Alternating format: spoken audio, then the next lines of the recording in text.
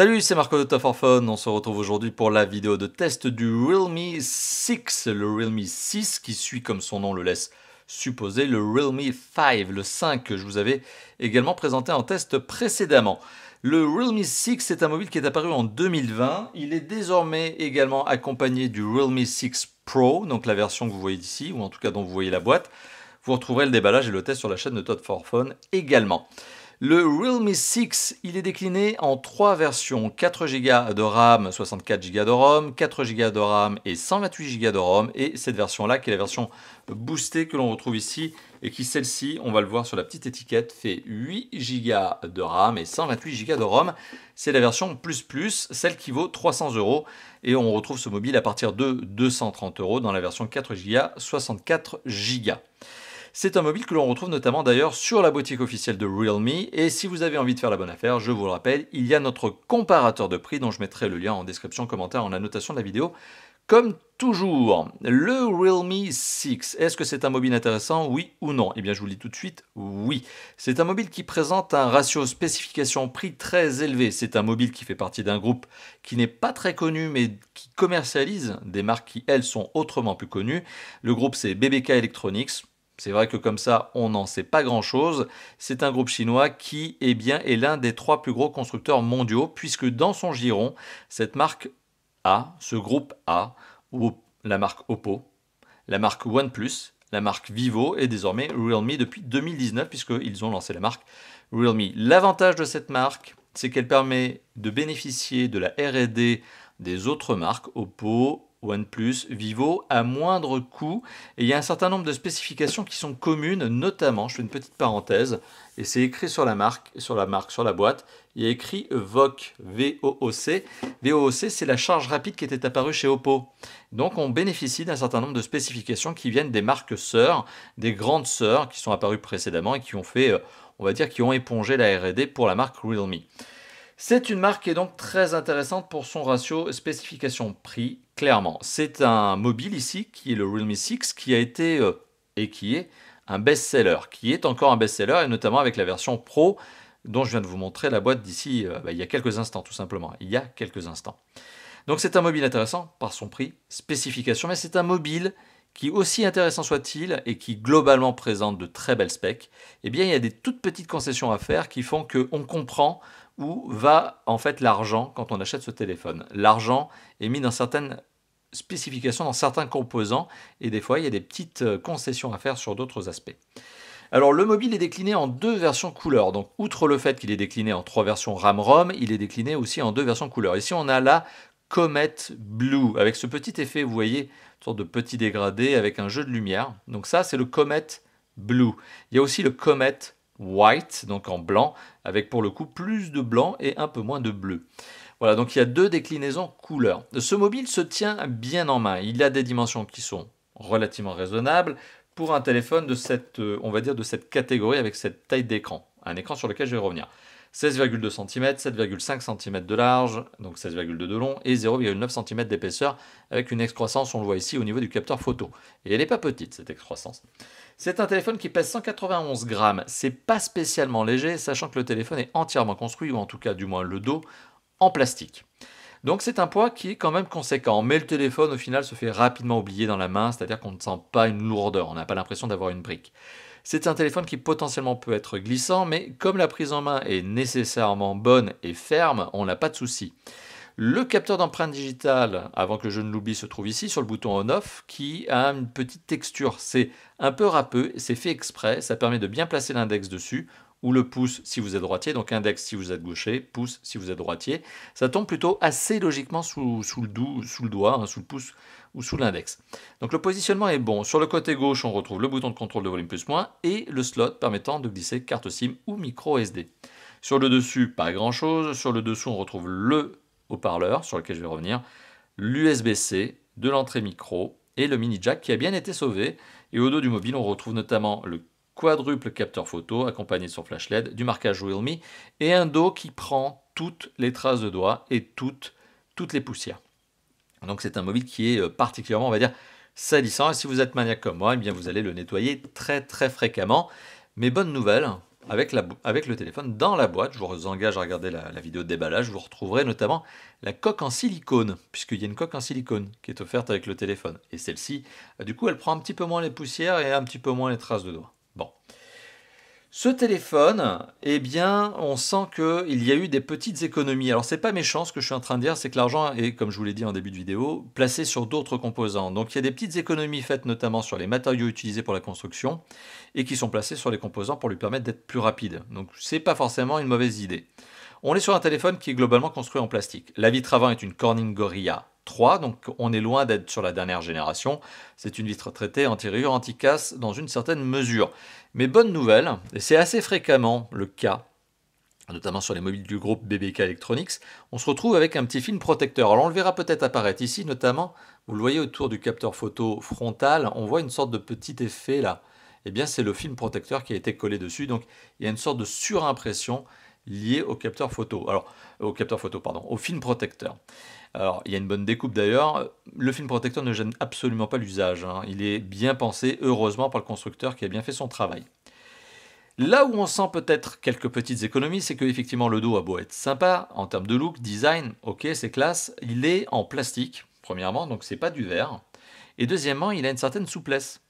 Il a une certaine souplesse, notamment quand on appuie au centre. Alors, je ne sais pas si on le voit à la caméra, mais on sent qu'il y a un tout petit peu, mais vraiment, c'est même pas un millimètre, hein, c'est un dixième de millimètre peut-être, mais on sent qu'il y a, vous voyez, là peut-être à la caméra, vous le voyez peut-être maintenant là. Vous voyez, j'arrive à faire une toute petite flexion au niveau du dos du téléphone. Donc c'est parce qu'il est en plastique déjà, et qu'il n'a pas de croisillon au milieu pour justement le rigidifier.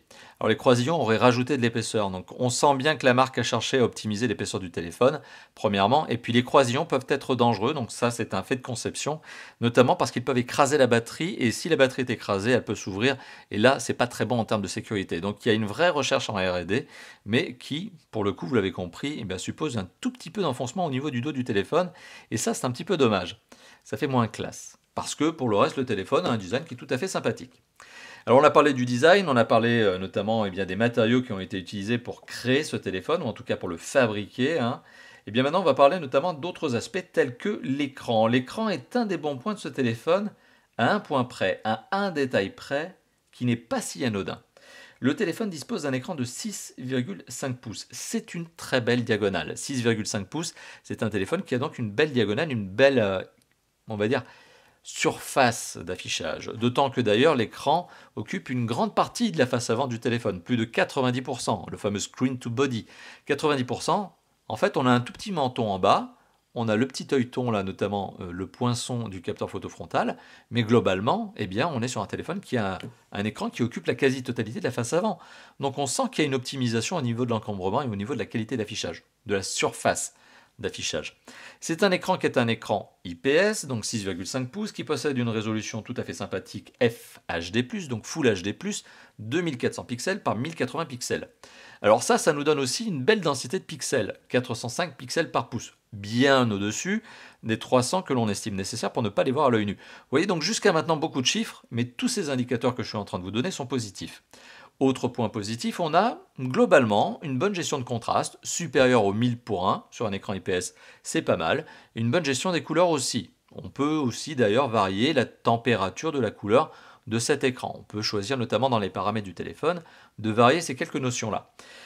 Donc jusqu'à là, tout va bien. L'écran offre une belle qualité d'image, une image d'ailleurs avec un ratio plus grand que le 16/9, on est sur du 20/9, donc bon, je ne vais pas redire que ça fait des bandes noires de part et d'autre comme d'habitude, vous le savez comment ça marche. Je mettrai probablement une incrustation par ici pour vous permettre de vous faire une idée de la qualité d'image.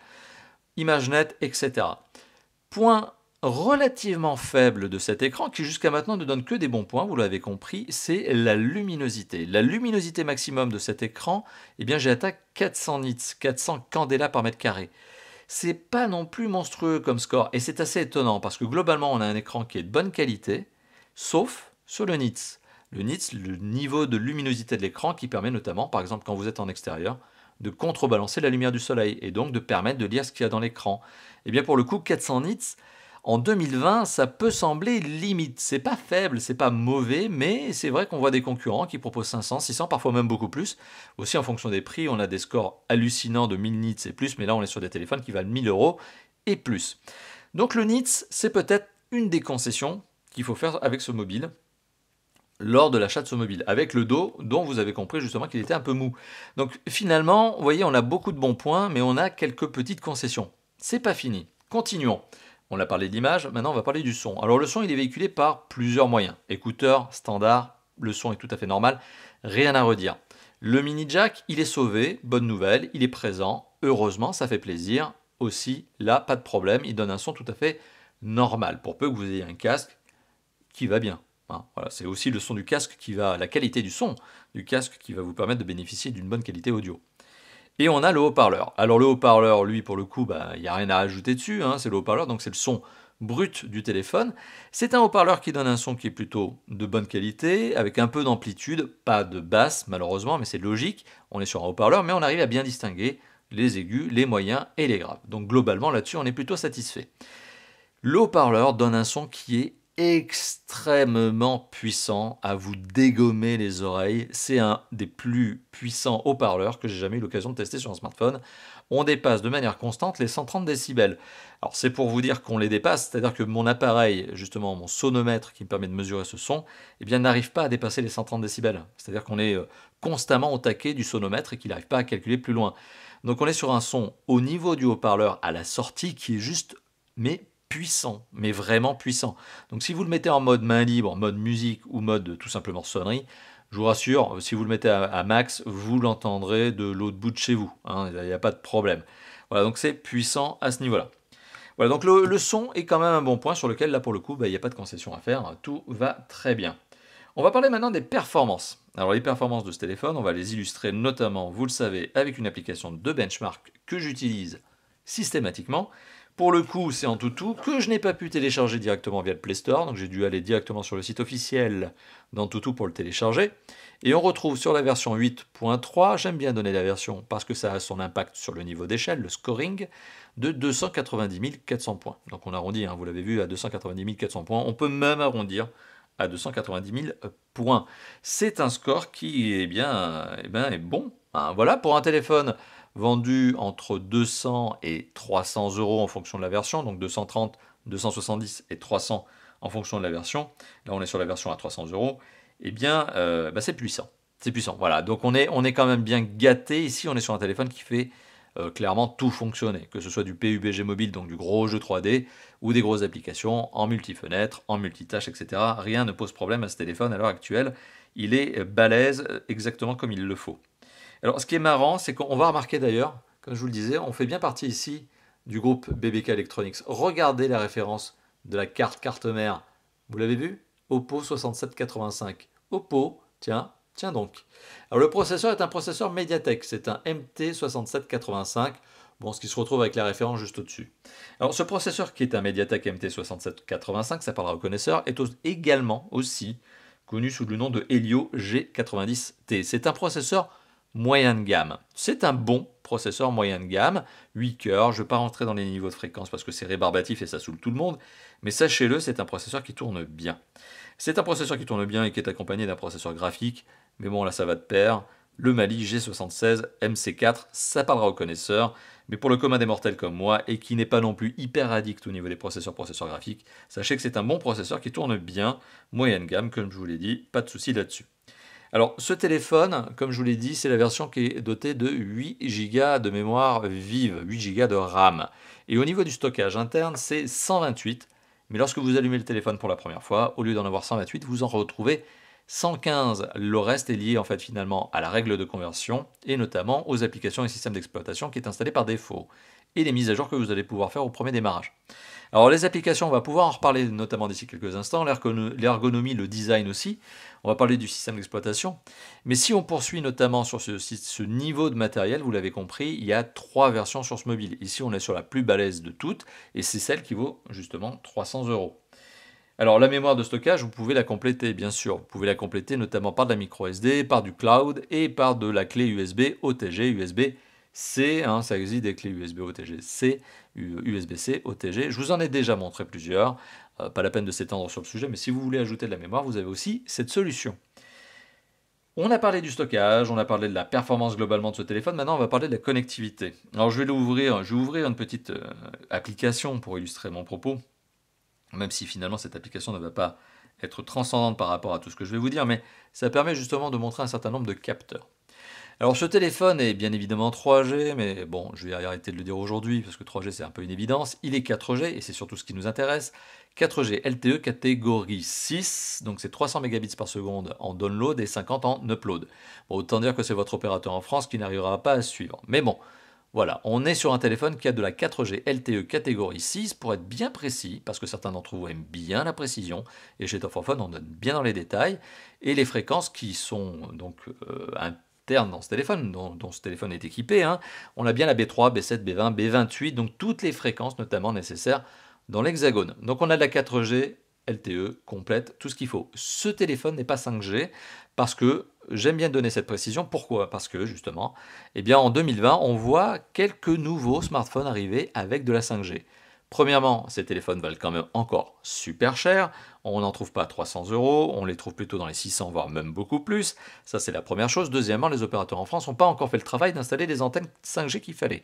Donc globalement, quand on est avec un téléphone 4G en France en 2020, même 2021, même 2022, je pense qu'on est tranquille. Alors on est dans les bons standards.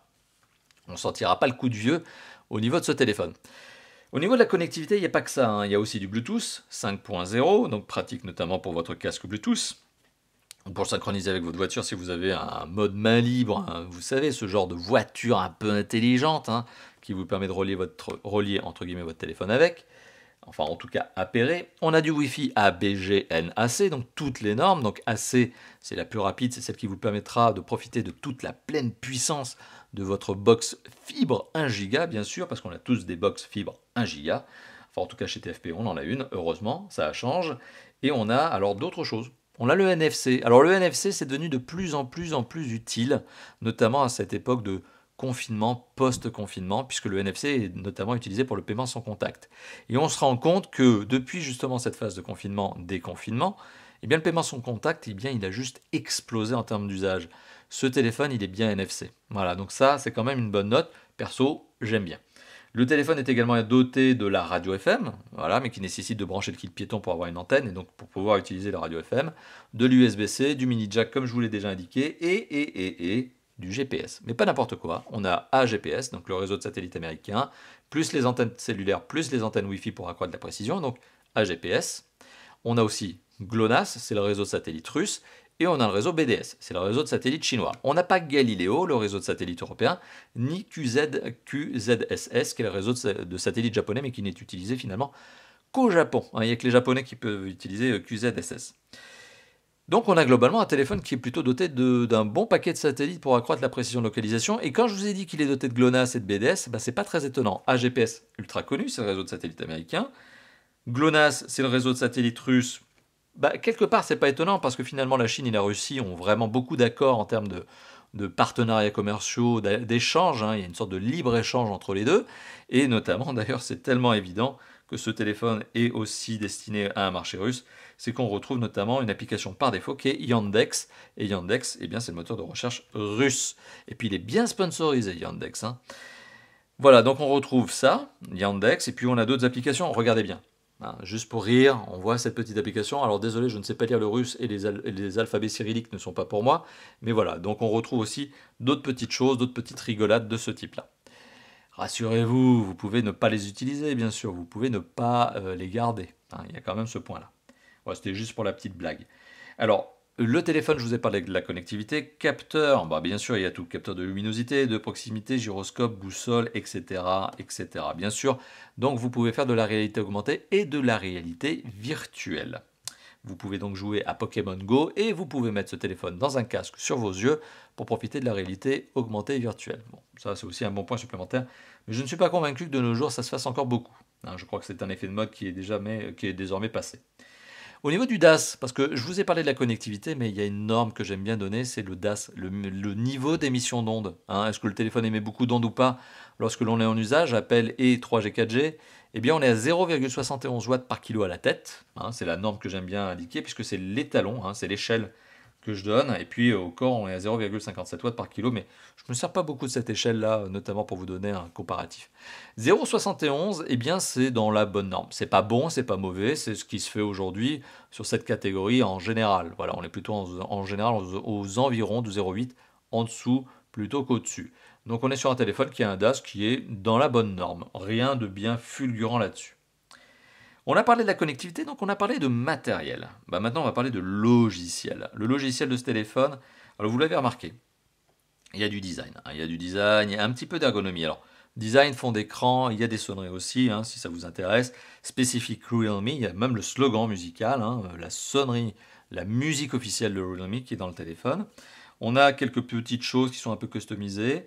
On a notamment voilà, donc des fonds d'écran, des icônes, et on a par exemple cette petite barre latérale, voilà, qui n'est pas sans rappeler d'autres constructeurs qui avaient fait aussi la même chose, et qui permet de gérer un certain nombre de raccourcis. Voilà, je ne vais pas rentrer non plus à outrance dans les paramètres du téléphone et tout vous montrer, mais sachez que ce téléphone est donc doté, tout simplement, on va le voir ici, d'un certain nombre de choses. Donc on apprend que c'est bien le Realme 6, on apprend bien la version d'Android, on apprend donc le niveau de RAM, etc. La version d'Android, il s'agit bien de la version 10. Voilà, hop, je vais vous lancer le petit widget rigolo qui permet notamment de faire ça. Bon, ça ne sert pas à grand chose, mais c'est pour rigoler. Donc on est bien sur Android 10 et on a bien une surcouche dessus qui est la version Realme UI. Donc Realme User Interface avec mon très bon accent. Je le sais, je parle très bien anglais. Realme UI, donc sur ce téléphone, qui permet d'avoir, outre l'ergonomie, donc outre le design, et bien quelques applications supplémentaires. Alors dans les outils, on a un peu de customisation au niveau des outils. Sinon, on a le pack d'applications officielles Google, tout simplement. On est bien sur un mobile qui dispose du Play Store. Et on a des petites applications supplémentaires, dont notamment Yandex, par défaut. Donc vous allez le supprimer très rapidement parce que par défaut, vous avez Chrome aussi, qui est installé ici. Ok. Vous avez même Opera. Alors Opera, rigolo, pareil. Opera qui est sponsorisé jusqu'à la moelle. Ok. Très bien. Eh bien, pour ma part, moi personnellement, je désinstalle très rapidement ce genre d'application et je laisse par défaut Chrome qui déjà contient suffisamment de publicité. J'en ai pas besoin de plus. Vous avez aussi d'autres applications, vous avez un gestionnaire de fichiers, vous avez un optimiseur, on va dire, de RAM, ROM du téléphone, etc. Vous avez une application de lecteur vidéo et une application de lecteur musique spécifique créée par Realme, etc., etc. Vous avez même du Facebook par défaut, mais ce qui est assez logique de nos jours. Voilà.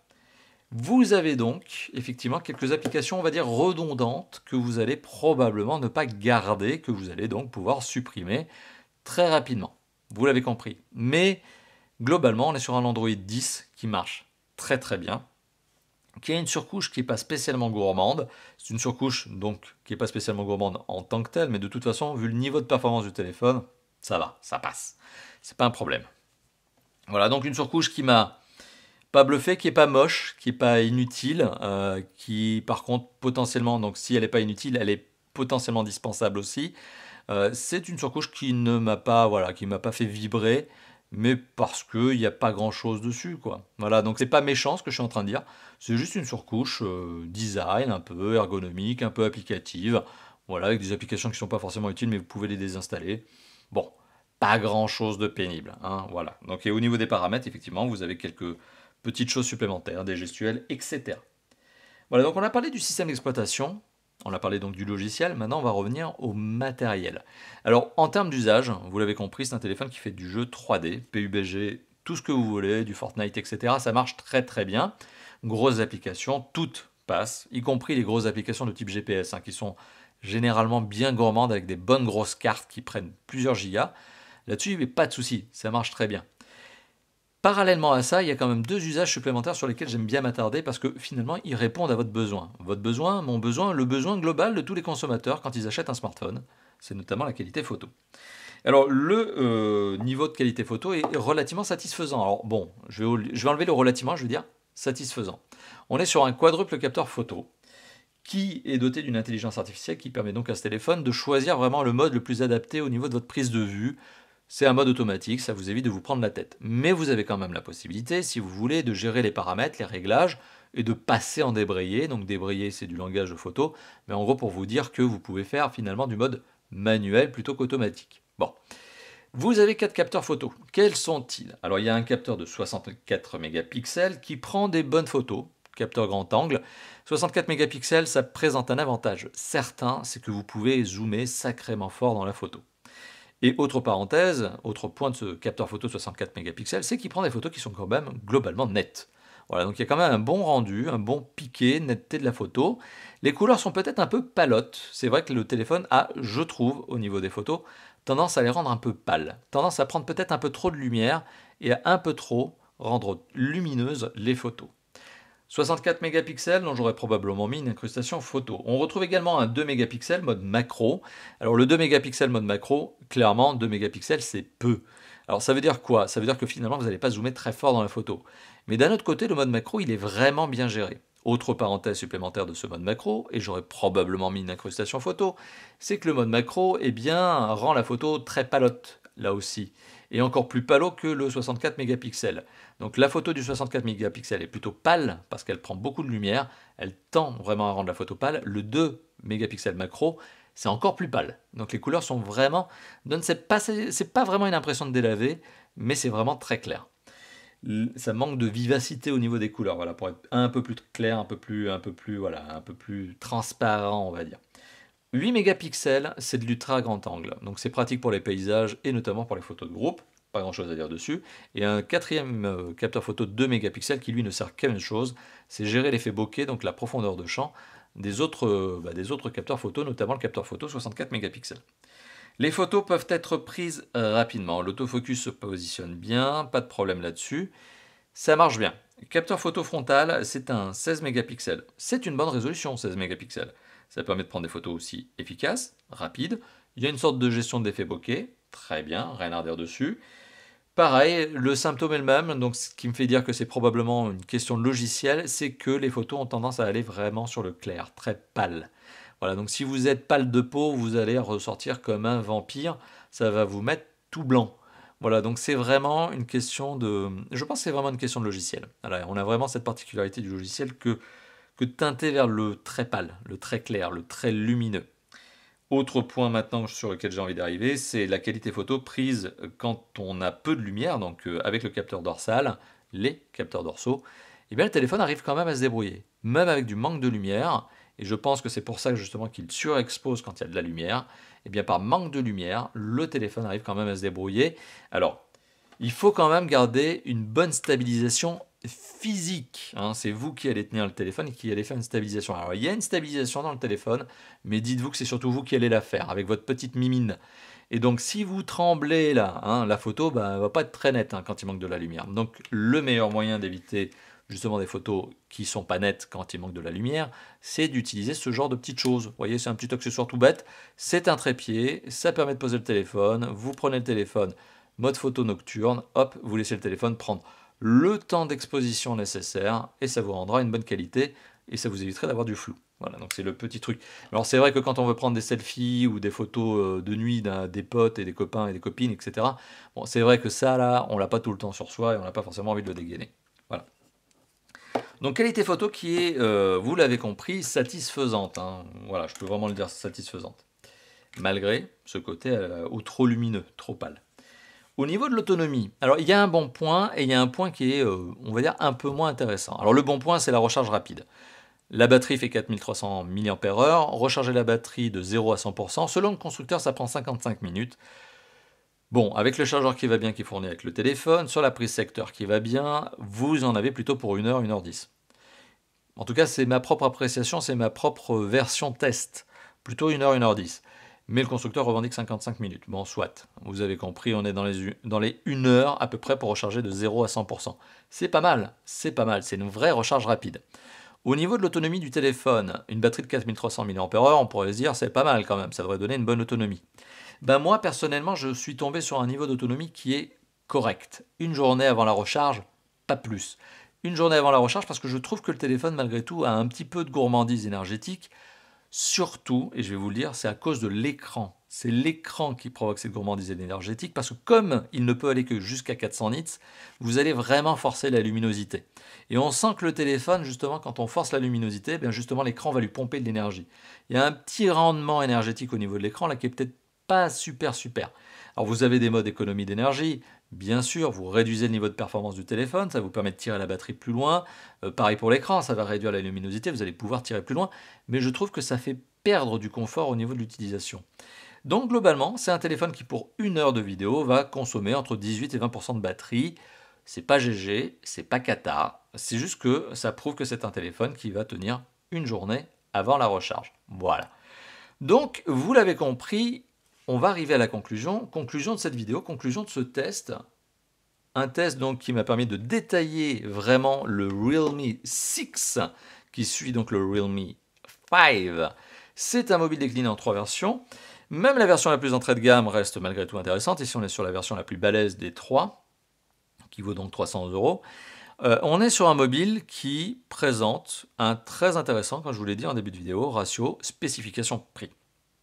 Et ce qui est assez marrant, c'est qu'on a certains constructeurs qui essaient de faire des résultats très homogènes en termes de spécification, qui essaient de ne pas avoir de force, qui essaient de faire quelque chose de très flat au niveau des specs.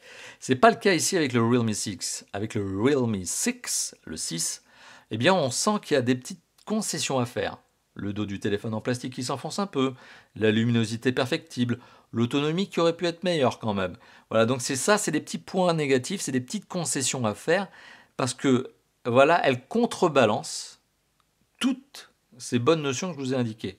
Un très bel écran malgré tout, hein, en termes de contraste, en termes de couleur, en termes de diagonale, du son de bonne qualité, une connectivité de bon niveau, un bon niveau de performance, un système d'exploitation sur lequel il y a une surcouche qui est dispensable, mais qui marche très très bien. Voilà, donc globalement, c'est un téléphone intéressant pour son prix. Et ces bons points, justement, arrivent à contrebalancer les petites concessions, finalement, que vous êtes obligé de faire. C'est des bons points qui lui permettent de se différencier par rapport à un certain nombre de téléphones concurrents au même niveau de prix. Et c'est ce qu'il faut, c'est ce qui est recherché notamment par le constructeur, mais aussi par vous qui êtes en train de regarder cette vidéo, c'est qu'on a envie d'avoir un téléphone qui n'est pas un truc standard. On a envie ici d'avoir un téléphone qui en offre plus sur certains aspects et peut-être quelques concessions à faire ailleurs. Et donc si vous êtes effectivement eh bien, capable de faire ces quelques concessions que je vous ai indiquées, c'est clairement un mobile qui est fait pour vous. Voilà, encore en 2020, alors qu'il il est lancé en 2020, mais encore alors que le Realme 6 Pro vient d'être lancé, le Realme 6 tout court est une bonne affaire. Il est 50 € moins cher que le 6 Pro et il marche tout aussi bien. C'est donc un bon plan. Voilà, donc c'est donc un téléphone que je vous recommande si effectivement vous êtes capable de, je vous le répète, faire ces quelques concessions, parce que pour le reste, quand même, les spécifications sont très intéressantes et c'est une marque qui, j'en suis certain, eh bien, va faire le buzz en Europe. Elle va cartonner cette marque. Elle fait partie d'un gros groupe. Ils ont envie d'aller loin avec cette marque. Franchement, je ne serais pas étonné de voir Realme devenir une marque significative sur le marché européen d'ici les mois à venir. Voilà. Je n'ai pas grand chose d'autre à ajouter, si ce n'est merci d'avoir vu cette vidéo. Si cette vidéo vous a plu, vous le savez. Il ne vous reste plus qu'à lâcher le petit pouce bleu. Le petit pouce bleu du bonheur, c'est le pouce bleu que vous allez lâcher juste en dessous de la vidéo.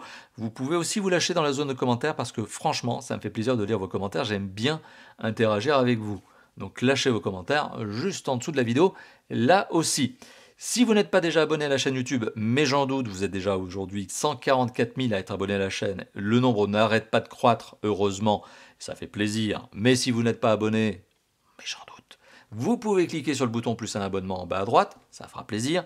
Et puis surtout c'est tout ce qu'on a à se dire. Voilà. Si vous avez envie de faire la bonne affaire sur ce téléphone, je vous le rappelle, vous avez notre comparateur de prix. J'aime bien le mentionner parce que certains d'entre vous me posent cette question de façon régulière, c'est où on peut le trouver, quel est le meilleur prix, qu'est-ce que je peux avoir comme prix, etc. Voilà, le comparateur de prix, il est là pour vous, il est mis en temps réel, à jour en temps réel. Que demande le peuple? Je veux dire, est-ce qu'on peut faire mieux? Bien sûr que non, voilà, parce qu'on est chez Top for Fun, et chez Top for Fun, on fait toujours tout au top. Voilà, merci d'avoir vu cette vidéo. Encore une fois de plus, je me répète, je vous dis merci à vous qui êtes en train de regarder cette vidéo, parce que vous êtes une communauté formidable, vous partagez bien. Et puis sur ce, on se dit à bientôt, hein, bien sûr, pour d'autres vidéos de déballage, de tests, de présentation, d'interviews, de live. Et oui, parce que maintenant, il y a de plus en plus de live sur la chaîne. J'ai l'impression que vous les aimez bien. Allez, à bientôt. Ciao, ciao.